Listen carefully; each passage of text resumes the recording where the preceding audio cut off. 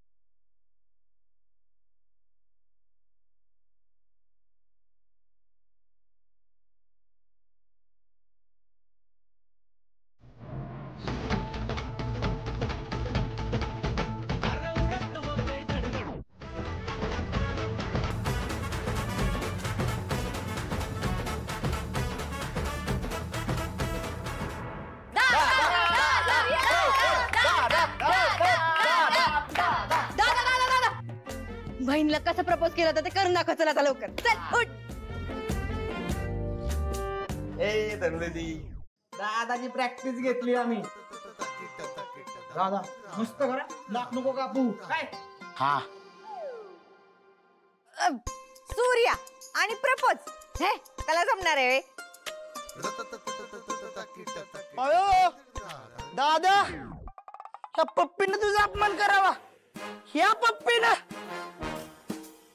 दादा तू आता प्रपोज करूनच दाखव वहिनीला. दाखव. सूर्या, अरे हे सगळं काय चालू होतं बाहेर? नक्की काय चाललंय तुझ्या मनात? तू का असा माझ्याशी वागतोय? हे बघ, ह्या सगळ्यांचा ना मला खूप त्रास होतोय. अगं म्हणून तर माफी मागायला आलोय मी. मला माहित नव्हतं ही गंमत एवढी मागात पडेल. काय? अगं गंमत करत होतो मी तुझी. मला माझी लहानपणीची तुळसा परत पाहिजे होती. माझी लहानपणीची मैत्रीण परत पाहिजे होती, म्हणून हे सगळं करत होतो मी. ते रागवणं, रुसणं, फुगणं,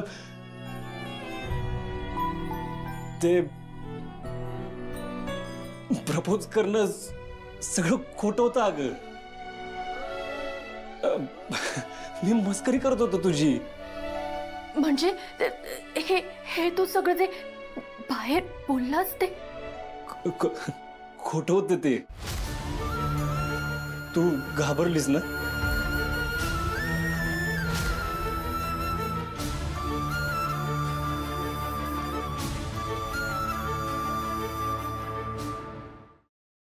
सूर्या, तू काय बोलतोयस? अशी जीव घेणी मस्करी कोण करतं का रे?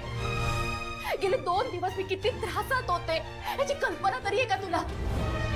24 तास फक्त माझ्या डोक्यात तुझाच विचार होता. आणि तू माझ्या भावनांशी खेळलायस.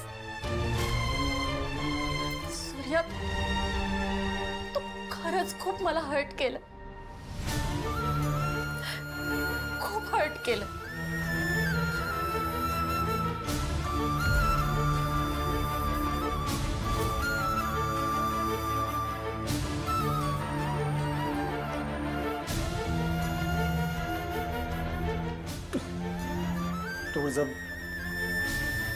तुझं खरंच चुकलं माझं. मला माफ कर. मी नाही परत असं वागणार. तुझा